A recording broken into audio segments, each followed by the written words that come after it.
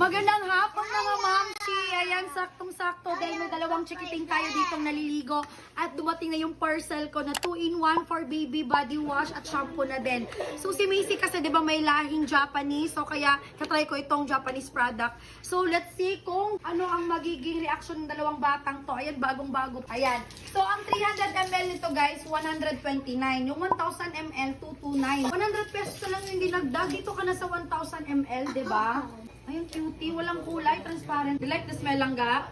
Buntis kasi ako. Baka hindi ko ma-feel yung amoy. Ay, ikaw na naman. Ikaw na naman.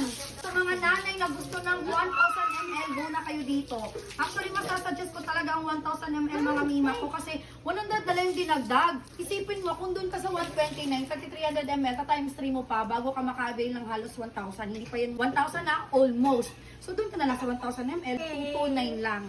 Oh, 100 lang yung difference. How was it, Langga? You like it? Yeah. You like it too? O, dabatawan daw na to, kaya?